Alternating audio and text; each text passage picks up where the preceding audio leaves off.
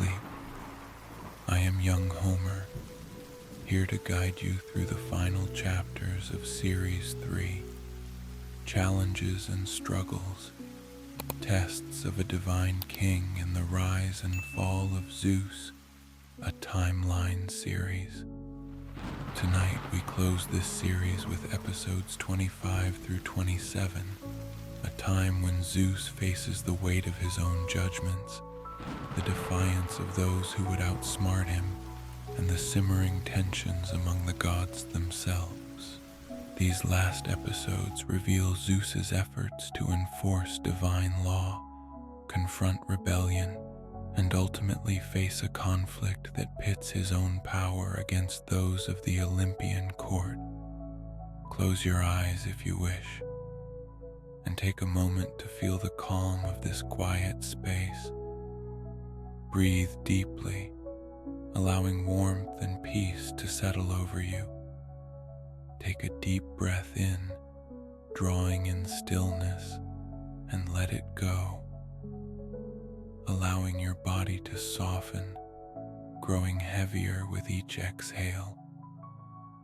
Breathe in again, feeling calm expand within you, steady and unbreakable. And as you exhale, settle deeply into rest, ready for the tales of trial and resilience that await. In episode 25, The Fall of Sisyphus, an eternal punishment, we witness Zeus's judgment upon Sisyphus, the mortal who dared to defy the gods through cunning and deceit. Sisyphus, known for his clever tricks and endless schemes, manages to escape death not once, but twice, defying the boundaries between mortal and divine. Yet his final fate is not to be escaped, and Zeus delivers a punishment as eternal as Sisyphus's will to resist. Condemned to push a heavy stone up a hill, only to watch it roll back down, Sisyphus faces a cycle without end, a reflection of his unyielding defiance. But even in his punishment, his spirit remains unbroken, a quiet reminder of mortal resilience. Take a gentle breath, feeling the weight of this endless journey, like the slow and steady pull of time itself.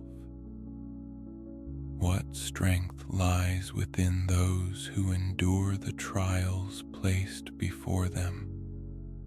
In episode 26, Zeus's struggle for control over fate, Zeus's attempts to assert his rule over all realms bring him face to face with the fates themselves. These ancient weavers of destiny, Clotho, Lachesis, and Atropos, hold the threads of every life, both mortal and divine, untouched by the influence of even the king of Olympus.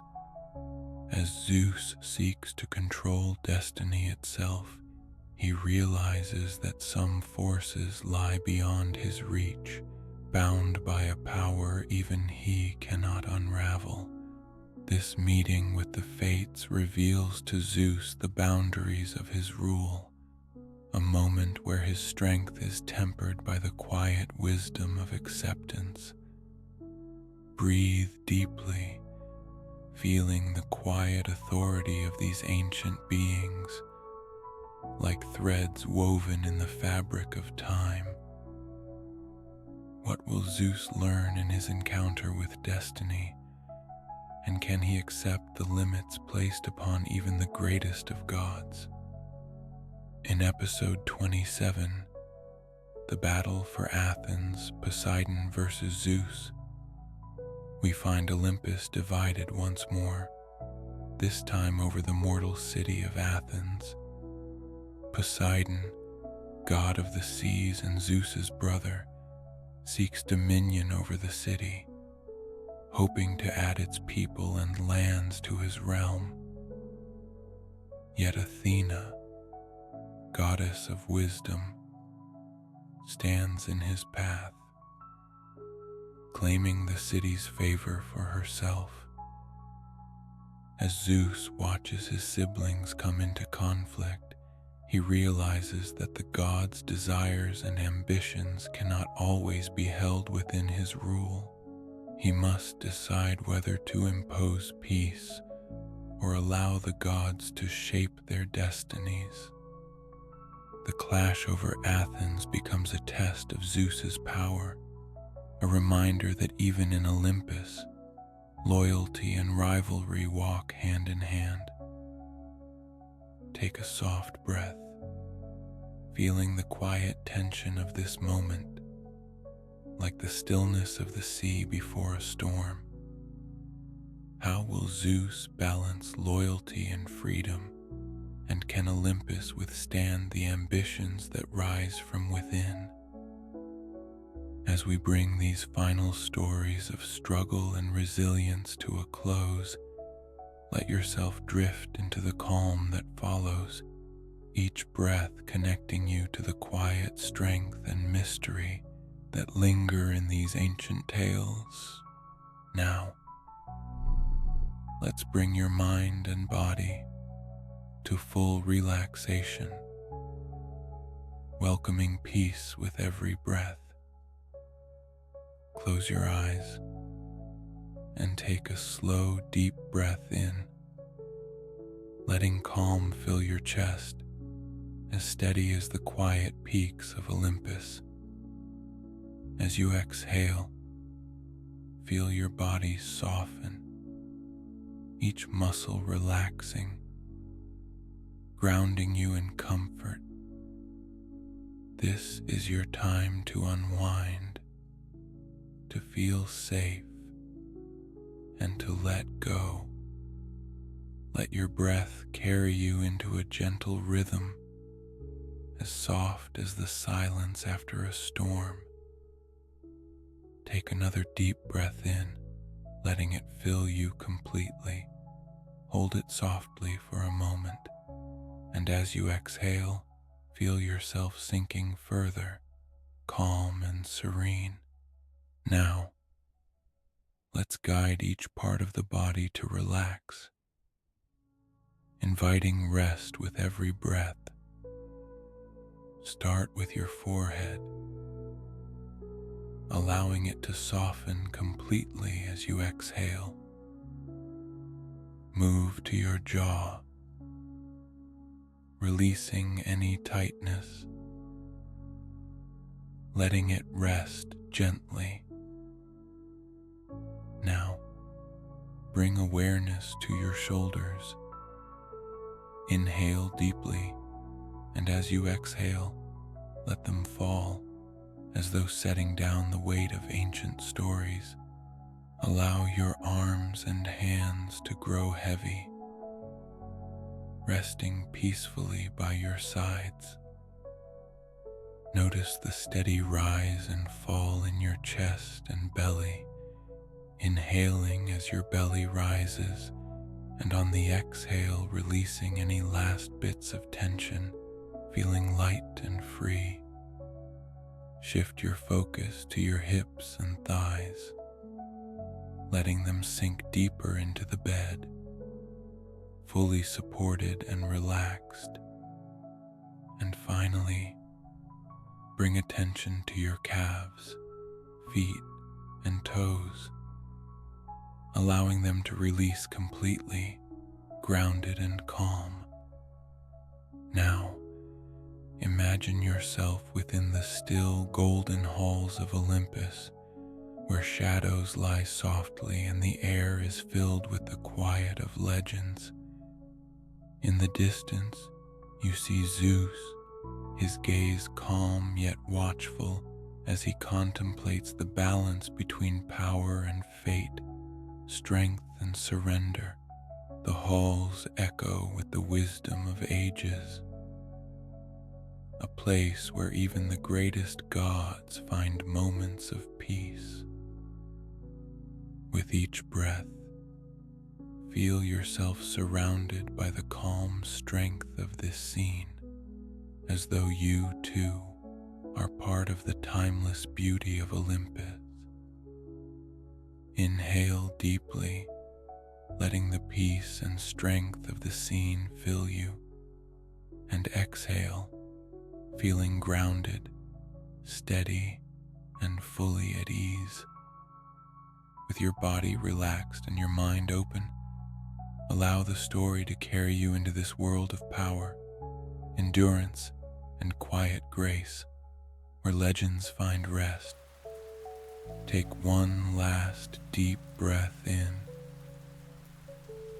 and let it out softly.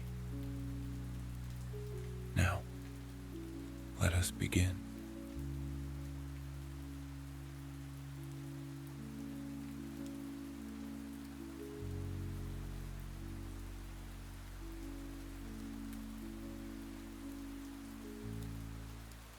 Among mortals, Sisyphus was known as a man of extraordinary wit and cunning, a king whose intelligence and charm won him favor and admiration.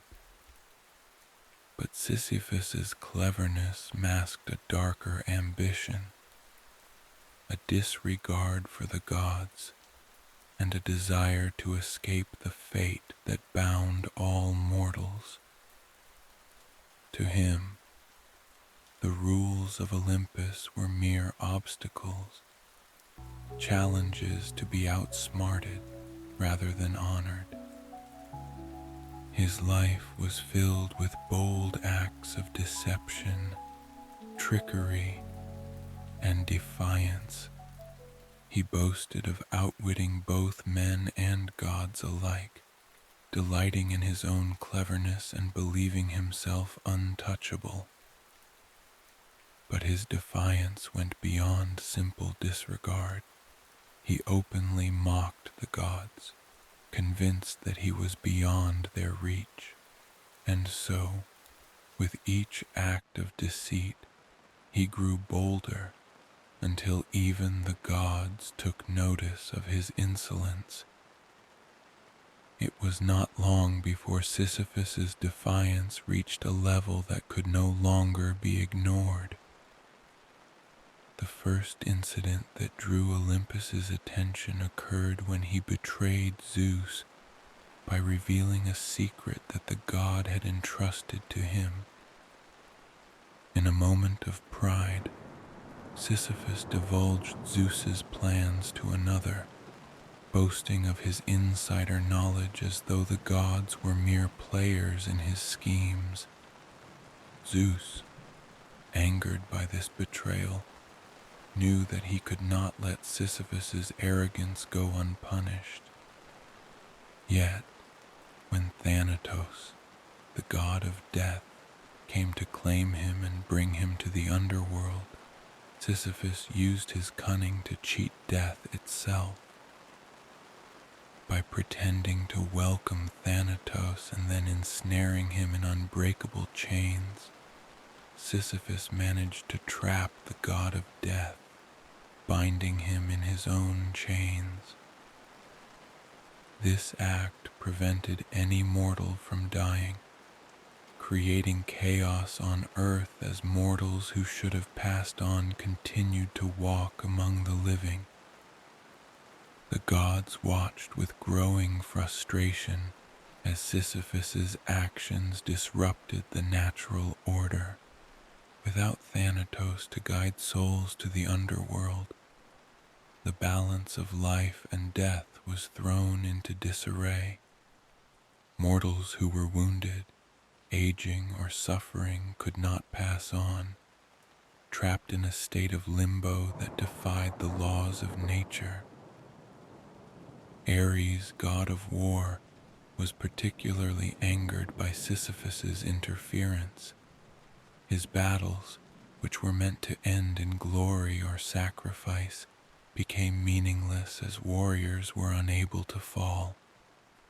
Seeing the balance of the cosmos thrown into turmoil, Ares demanded that Zeus take action against the cunning king who dared to meddle with forces beyond his understanding. Zeus, recognizing the severity of Sisyphus's actions, sent Hermes to free Thanatos and capture Sisyphus.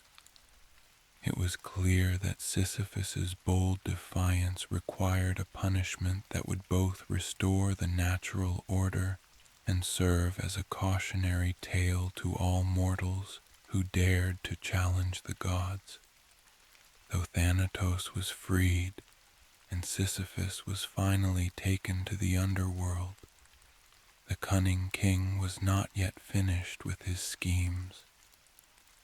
Anticipating his own death, he had instructed his wife, Merope, to forego the traditional burial rites, leaving his body unburied and unhonored. When he arrived in the underworld, he approached Persephone, queen of the underworld, with yet another lie. Feigning humility, Sisyphus pleaded with Persephone, claiming that his wife's failure to perform the proper rites had deeply dishonored him. "Allow me to return to the mortal realm for a brief moment," he begged, "so that I may set things right and ensure that the proper offerings are made."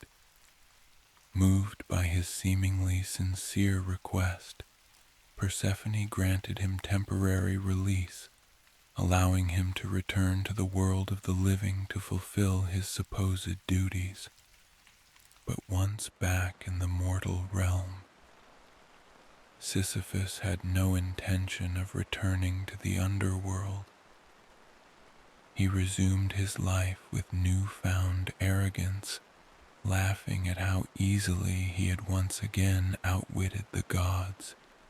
Believing himself invincible, he continued to rule his kingdom, unrepentant and proud of his audacity.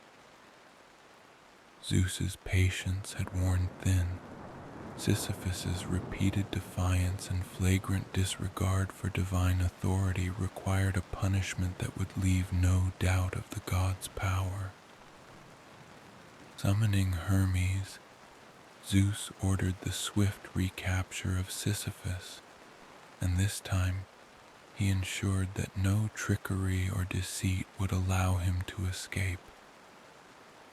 Sisyphus was seized and brought once more to the underworld, his protests falling on deaf ears as the gods watched.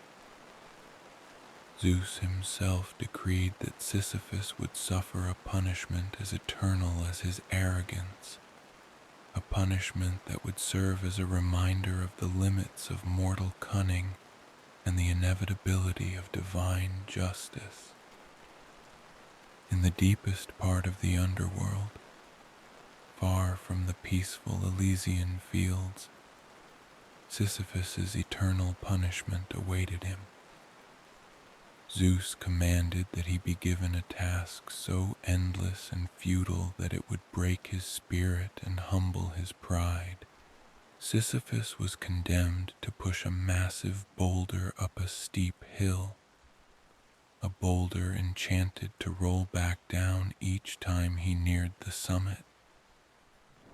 As Sisyphus strained against the weight, pushing the boulder with every ounce of his strength, he would reach the top, only to watch helplessly as the boulder slipped from his grasp, tumbling back to the base of the hill. Day after day, he would begin anew, each effort ending in the same agonizing failure. There was no end to his toil, no moment of rest or reprieve. His cleverness, his defiance, his pride, all were rendered meaningless against the relentless weight of his punishment. This endless labor became the symbol of his defiance turned to despair, a reminder that no mortal, no matter how cunning, could escape the justice of the gods. The other souls in the underworld, looked upon Sisyphus with a mixture of pity and fear. His punishment was a lesson etched into the fabric of the underworld, a warning that reached beyond the realm of the dead and into the mortal world. Mortals and gods alike came to know the story of Sisyphus, the man who had dared to challenge Olympus and was now bound to an eternity of fruitless labor. Even Persephone, who had once granted Sisyphus a brief reprieve, observed his torment with a somber understanding. She knew that justice, while often harsh, was necessary to maintain balance. For the gods, Sisyphus's punishment was a reminder of the fine line between compassion and order, a line that could not be crossed without consequence. Over time, the tale of Sisyphus spread through both mortal and divine realms as a symbol of hubris and the cost of defying the gods. Mortals, inspired and warned by his story, recognized the limits of their own cleverness and the importance of humility. The sight of a mountain or a heavy stone would bring to mind the image of Sisyphus endlessly laboring, his punishment a reminder of the balance that must be respected between gods and men. The gods, too, reflected on Sisyphus's punishment. While they upheld their rule with justice, they understood that true authority was not only a display of power, but also a means of guiding mortals. In Sisyphus's fall, they saw both a lesson in the dangers of arrogance and a testament to the enduring strength of divine law. Though Sisyphus's spirit had once been unbreakable, his punishment served as a reminder that even the proudest of mortals must respect the order of the cosmos, a respect that, when ignored, would lead to eternal consequence. For eons, Sisyphus continued his punishment. Each attempt to reach the top of the hill met with the same inevitable failure. His plight became more than just a tale of defiance. It became an enduring symbol of struggle and perseverance, of ambition unchecked, and the endless pursuit of meaning in a task that could never be completed. In his suffering, Sisyphus embodied the limits of mortal power and the wisdom that comes from understanding those limits. He had challenged the gods, and in doing so, had become a reminder to all who would dare defy the divine that there are forces beyond even the cleverest mortal's control. But even as the gods enforced justice, questions of power and control remained. Join us in the next episode as Zeus faces a new struggle, the limits of his own authority over fate, and the realization that even a king of gods cannot control every outcome in a world bound by destiny.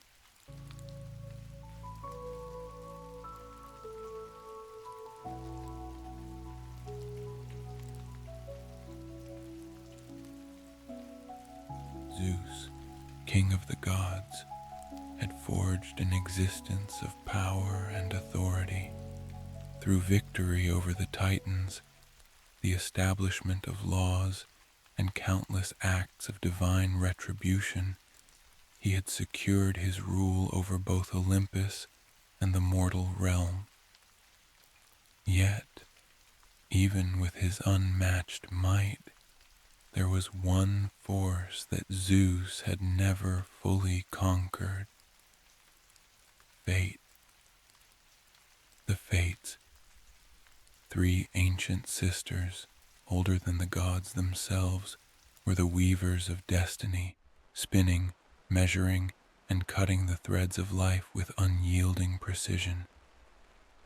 This reality weighed on Zeus's mind. Though he could wield lightning and thunder, and even shape the path of mortals, he understood that the ultimate control over destiny lay in the hands of the fates.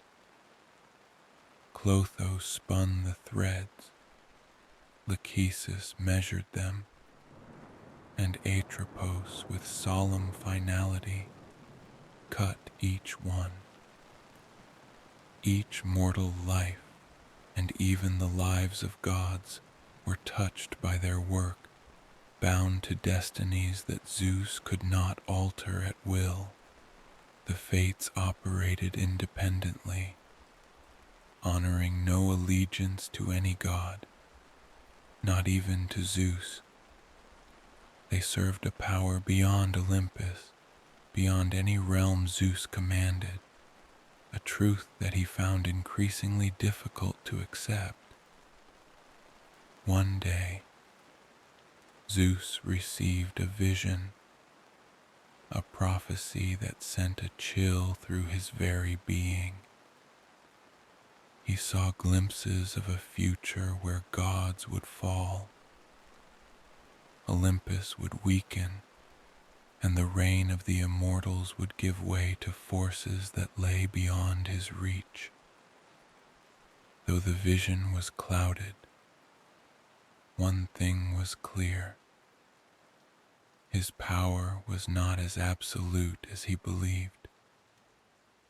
Fate held plans that even he, with all his might, could not prevent.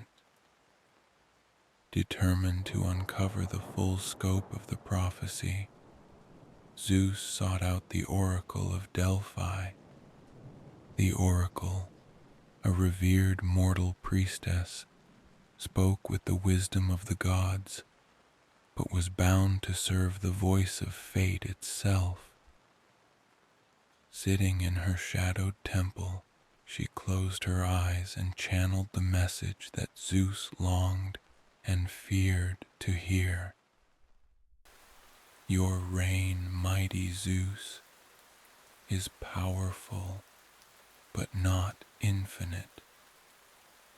Forces beyond Olympus are at play, and no god, not even you, can escape the designs of fate.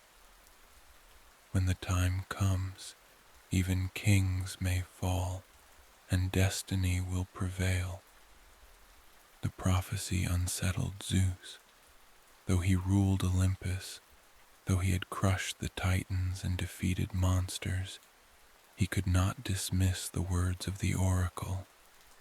He knew that fate's grip was unbreakable, that its design stretched beyond his understanding, encompassing realms and futures that he could neither see nor control.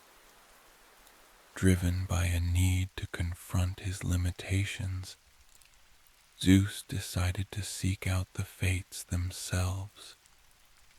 Venturing to the dark, secretive cave where they resided, he approached with caution and respect. The 3 sisters awaited him, their forms draped in shadow, each bearing the tools of her trade, Clotho with her spinning wheel, Lachesis with her measuring rod, and Atropos with her shears. Zeus inclined his head, a rare gesture of humility. Great fates, I come not to defy you, but to understand. Tell me, is there truly no force that can alter the paths you weave?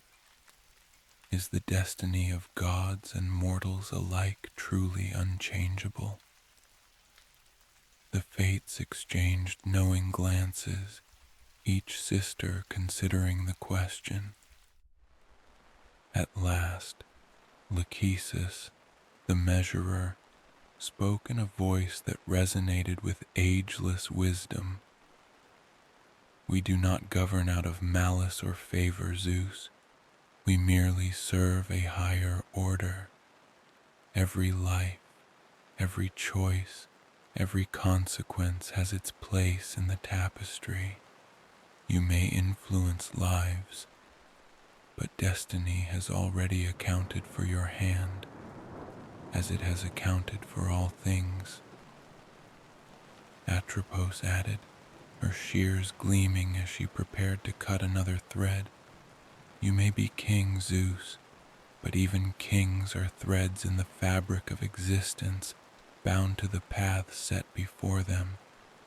Their words, though respectful, were final."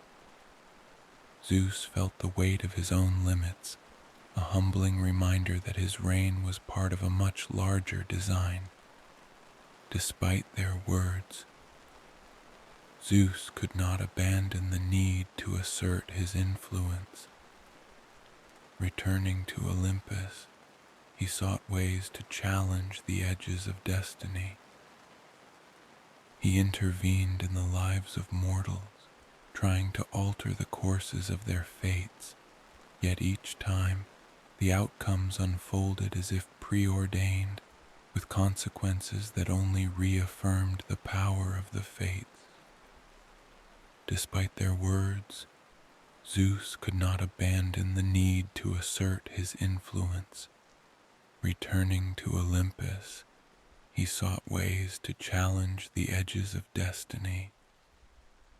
He intervened in the lives of mortals, trying to alter the courses of their fates, yet each time the outcomes unfolded as if preordained, with consequences that only reaffirmed the power of the fates. One day, in an attempt to prove his influence, Zeus decided to test his power over the life of a hero beloved by Olympus, someone whose destiny had been woven into a path of greatness. Though fate had laid a course for the hero to face many trials, Zeus sought to shield him, diverting dangers in an effort to secure his safety. Yet, in spite of Zeus's intervention, the hero faced each challenge, each ordeal, as if guided by an unseen force.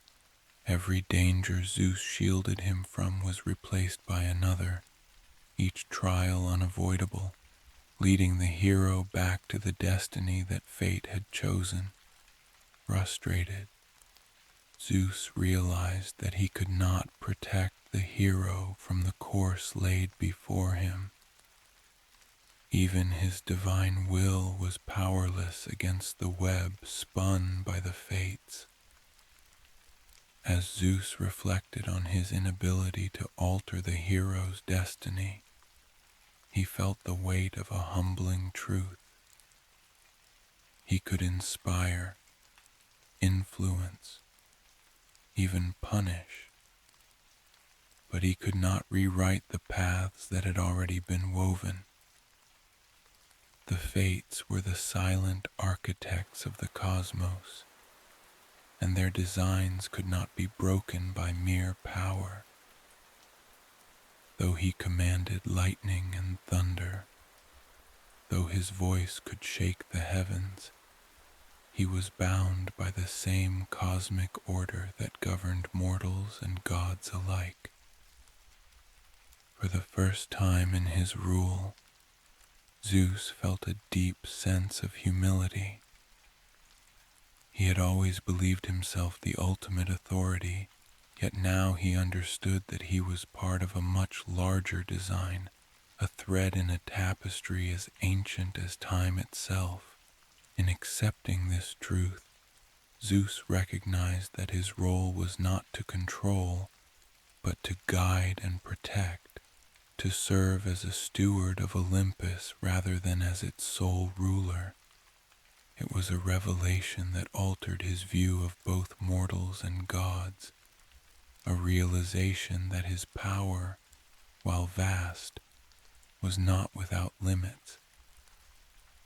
Embracing this newfound understanding, Zeus returned to Olympus with a different perspective. He understood now that true strength did not lie in attempting to control every outcome, but in guiding those destined paths with wisdom and compassion.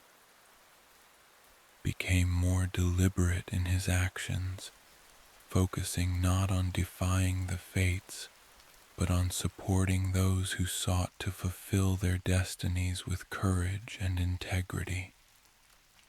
Zeus also began to foster a deeper respect for the choices of mortals, understanding that while he could not change their destinies, he could offer guidance, helping them find strength within their predetermined paths. He would continue to be a guardian, a protector, but he would no longer see himself as a force that could alter the fabric of fate. Olympus reflects. As Zeus shared his revelation with the other gods, they too began to see the beauty and complexity of fate's design. Hera, Athena, and Apollo, each in their own way, reflected on the fate's power and the limits of even divine intervention. They recognized that their purpose was not to control, but to nurture and protect the lives woven into existence, to offer wisdom and support as each thread of destiny unraveled. As Zeus shared his revelation with the other gods, they too began to see the beauty and complexity of fate's design. Hera, Athena, and Apollo, each in their own way, reflected on the fate's power and the limits of even divine intervention. They recognized that their purpose was not to control, but to nurture and protect the lives woven into existence, to offer wisdom and support as each thread of destiny unraveled. Athena, goddess of wisdom, voiced her appreciation for this newfound humility. We are the guardians of existence, not its authors. Perhaps it is in guiding and protecting that we fulfill our greatest purpose, respecting the paths set before us rather than forcing our will upon them. The gods nodded in agreement, feeling a renewed respect for the fates and their work. They understood now that even as gods, they were part of a divine order that extended beyond their reach. And in that understanding, they found a unity that deepened their commitment to protect and honor the cosmos. Zeus's struggle with fate became a legend, a tale told among gods and mortals alike as a testament to humility and acceptance. Though he was a god of immense power, Zeus had come to embrace the strength found in acknowledging limits, a strength that transcended control, rooted in respect for the mysteries that lay beyond even Olympus's understanding. Through his journey, Zeus learned that guiding destiny was an act of wisdom, not dominance, and that his greatest legacy would be found not in ruling over fate, but in protecting the world within it. And with that revelation, he took his place not as a god-defying destiny, but as a wise and compassionate ruler who honored the intricate web of life spun by the fates. But even as Zeus found peace with fate, rivalries and ambitions stirred within Olympus. Join us in the next episode as the gods themselves become divided in a conflict over the mortal realm. Poseidon, god of the sea, challenges Zeus's authority, igniting a battle for the city of Athens that will test both the unity and the wisdom of Olympus.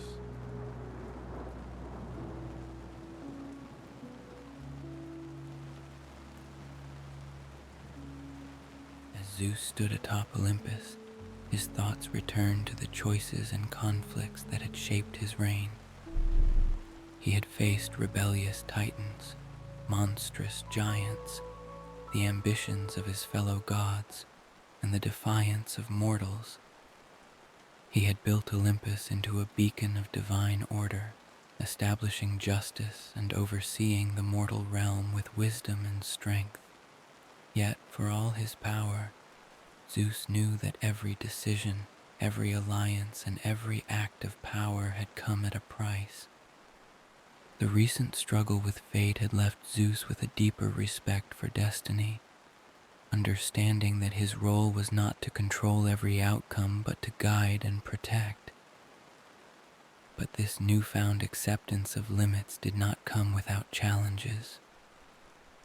Among the gods, rivalries and ambitions continued to simmer, each divine being possessing realms of influence they guarded jealously.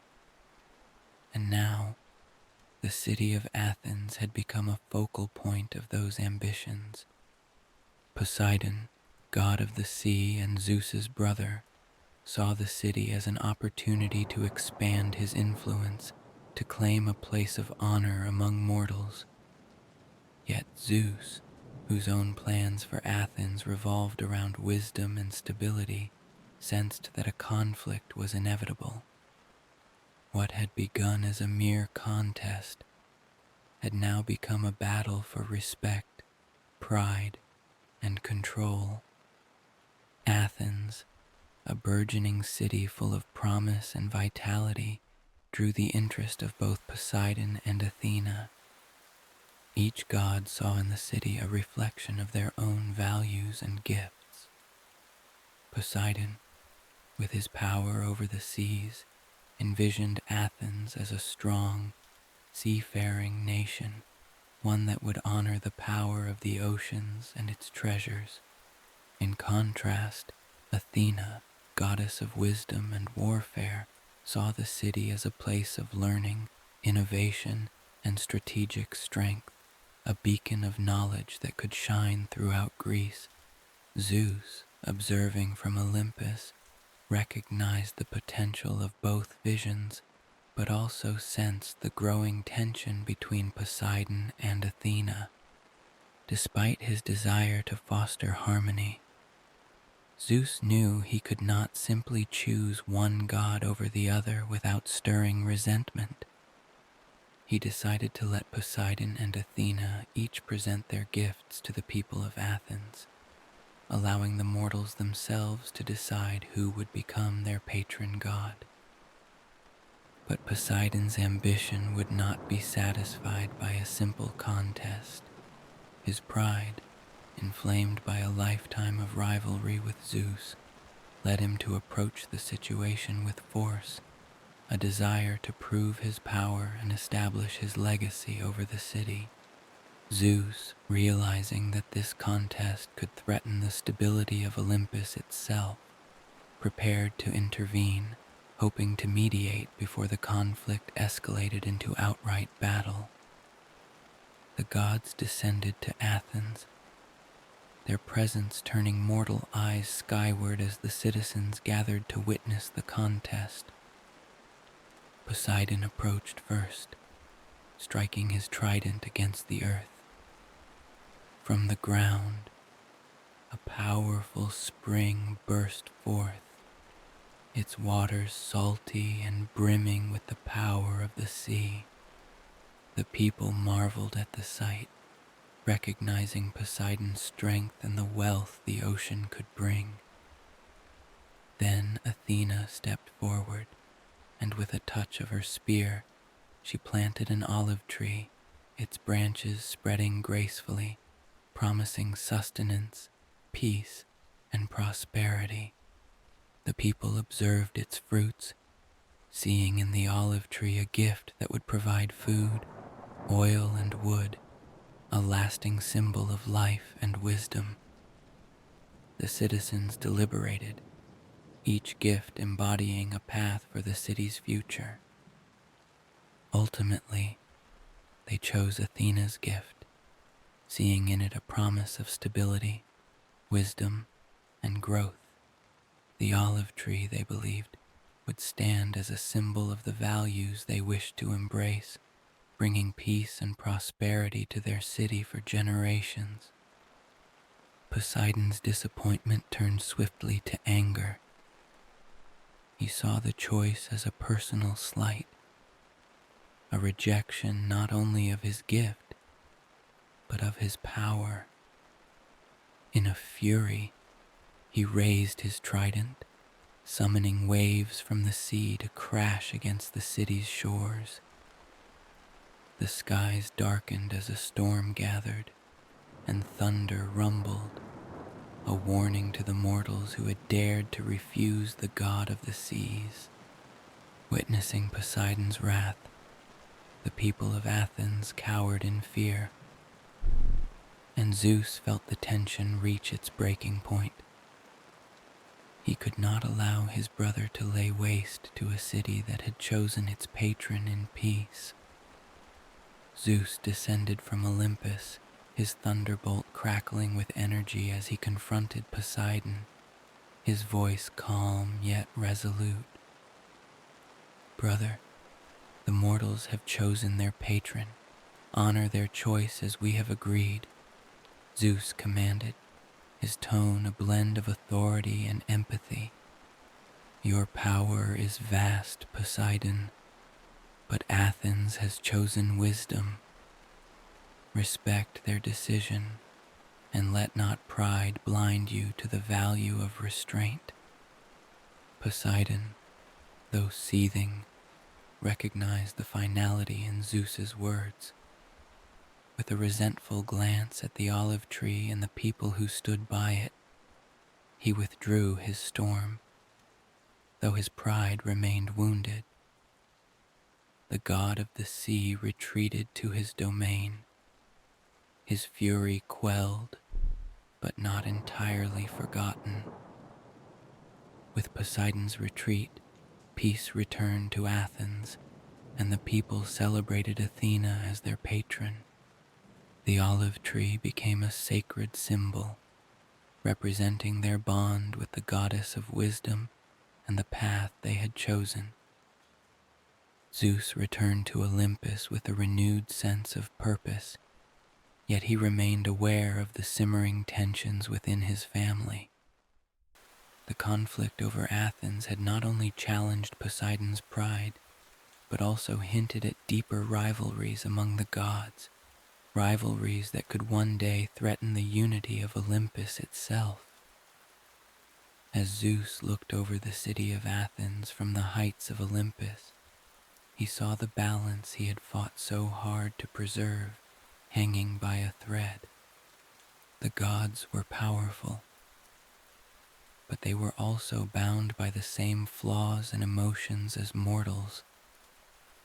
Ambition, jealousy, pride, all had been present in the battle for Athens, and Zeus knew they would not simply fade away. Though peace had been restored for now, the king of the gods understood that future conflicts were inevitable. The gods, like the mortals they ruled, would always be drawn to rivalry and competition, to the pursuit of their own legacy and influence. As he watched the olive tree sway gently in the Athenian breeze, Zeus made a silent vow to keep Olympus united, knowing that the stability of both gods and mortals depended on it. Back in Olympus, the gods gathered, each reflecting on the recent events. Hera, watching the interactions with measured caution, noted the growing ambition within each god, sensing that the battles ahead would test the unity of Olympus as never before. Athena, though victorious in the contest, understood the importance of humility, seeing in Poseidon's reaction a reminder that even the smallest conflicts could spark resentment. Hestia, goddess of the hearth, urged the gods to value peace over pride. "We are bound by more than power," she reminded them. "Our purpose lies in protecting both gods and mortals. If we allow rivalry to consume us, we risk losing everything we've built." Poseidon, though still harboring resentment, acknowledged the wisdom in Hestia's words. He recognized that his pride had led him to overlook the people's choice, and with a reluctant but sincere nod, he made peace with his loss. Yet beneath his calm, he knew that his thirst for respect and recognition was not easily quenched. As the gods departed, each returning to their realms, Zeus felt the weight of his role more heavily than ever. He had kept the peace for now, but he knew that the ambitions and rivalries within Olympus would only grow with time. Athens had become a beacon of wisdom, a city that would endure as a testament to Athena's vision, yet its establishment had also sparked a fire of rivalry among the gods, a fire that Zeus feared would one day threaten the very foundations of Olympus. Standing alone in the great hall, Zeus gazed out over the mortal world, his mind turning to the future.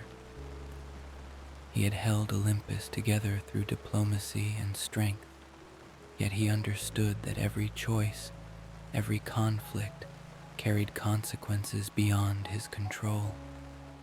His power as king of the gods was vast, but the ambitions of his family were relentless, and he knew that his greatest tests still lay ahead. With a final look at the city of Athens, Zeus steeled himself for what was to come, aware that the next battles would not only challenge his rule, but reveal the limits of divine unity. As the clouds cleared and the skies above Olympus returned to calm, the king of gods prepared for a future filled with challenges, both from within his family and beyond. But while battles for power tested the gods, other forces simmered in Olympus and the mortal realm. Join us in the next series as we explore the passionate and often turbulent relationships of Zeus, his lovers, and the consequences that would ripple through both the divine and mortal worlds. In the first episode, a fateful encounter with Europa will reveal the lengths to which Zeus will go for love, setting off a series of romantic entanglements that will challenge his loyalty, provoke jealousy, and redefine his legacy.